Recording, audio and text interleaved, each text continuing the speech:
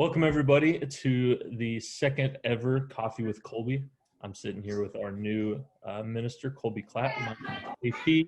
I'm youth minister at the Winnsboro Church of Christ, and we're so glad that you've chosen to join us today.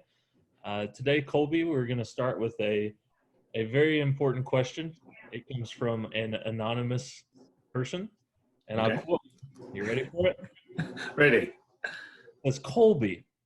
It is obvious that the rumors of your handsome looks and great intellect are grossly inadequate.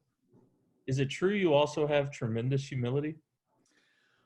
Wow, what a good question. I mean, I'm impressed, I guess, at the person behind that. And I will, man, humility, that's a hard answer. I will just say that I'm going to display my humility for what it's worth by saying that is an incredibly smart and wise and intelligent person putting that question out there. So I'm taking the spotlight off me. I want to shine it right back on him. And, that's just the kind of person I am. But, man, that's a good question. And I hope there's many, many more like it. And it sounds like a smart guy out there. Let me tell you. Such humility. I love it. Oh, man. Well, hey, all joking aside, we do have a really good question here from Ken Scheid. And Ken said, Colby, what is your favorite verse, at least favorite verse currently in Scripture? And also, if you could kind of share the story behind how it became your favorite verse and how that all came to be for you. That is a tough question. It's hard to just single out one verse. I've got more, I guess, favorite passages that I think about or emphasize or at the forefront of my mind. But if I had to pick one verse, there is a verse that's very significant to me that I guess you can call it one of my favorites at least. And let me pick up my Bible here. It is Hebrews chapter 2, verse 11. And I'll just read it for you. It's not a very famous verse, like it's not John 3:16 or anything, but Hebrews 2:11. For indeed, he who makes holy and those being made holy all have the same origin, and so he is not ashamed to call them brothers and sisters. And I love this verse. I love that Jesus is calling us his family. That's what the word in the NIV is that he's not ashamed, or that the one who makes holy and the one the one making men holy and the one who are made holy are the same family. We belong together. So I get this idea of Jesus didn't just come down to where we are, but he lifted us up now and we are together with him. So he came down in his holiness, but made us holy. So now we are joined together. And I especially love this verse. And one of the reasons it's my favorite is I lost a brother whenever I was 18 years old. He was 21. He got killed in an accident. He was jogging on the side of the road going to Abilene Christian and was struck by a car. And that's a big moment in any family, obviously. It's a big moment for me. I was just a senior in high school, about to graduate, and I went off to college. But when I did read this verse after that, and it just struck me, I don't remember where I was or how I found it or who showed it to me, but just that idea of Jesus is not ashamed to call me his brother. That I have an eternal brother. Obviously, our family bonds are eternal, especially as we share in the hope of Christ. But Christ himself is my brother and isn't ashamed to call me his brother. Sometimes siblings might not want to own each other. And I've had experiences like that when I was younger. And my kids now, who is that guy over there acting crazy? But it says Jesus is not ashamed to call me his brother, even with all my problems and how imperfect I am compared to him. He says, that's my brother Colby right there. And he's proud of us and he is bringing us into his family. So it's a beautiful verse. It's powerful to me because especially of the loss of Conrad, my brother.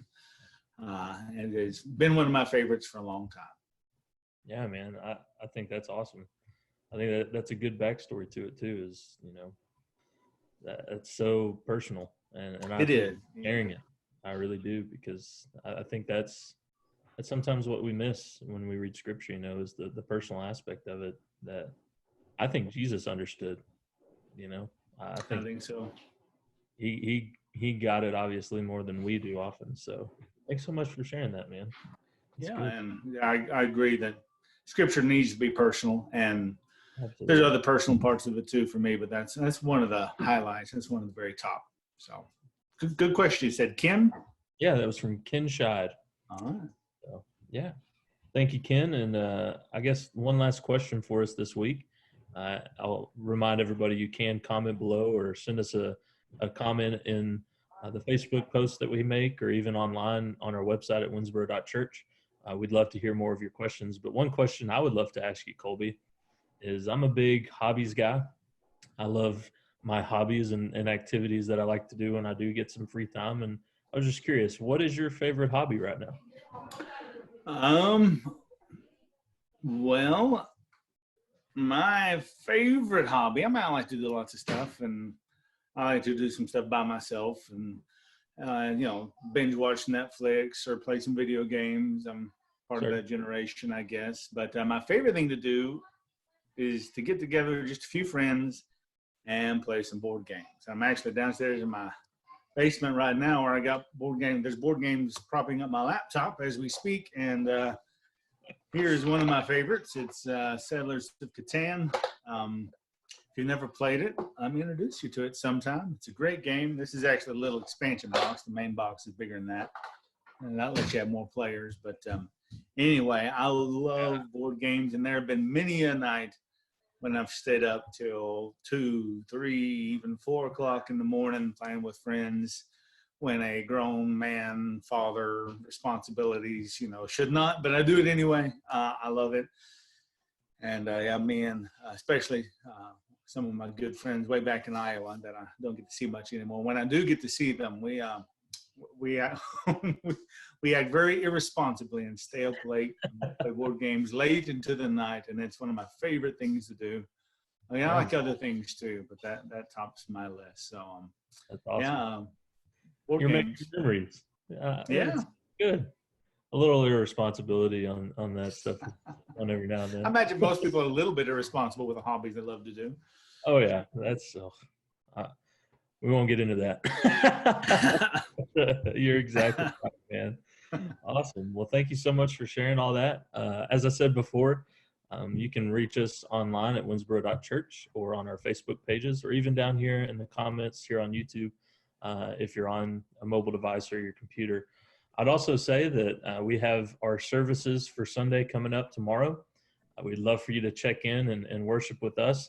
We'll have our sermon from Colby here, and we'll also have a communion thought and a shepherd's thought.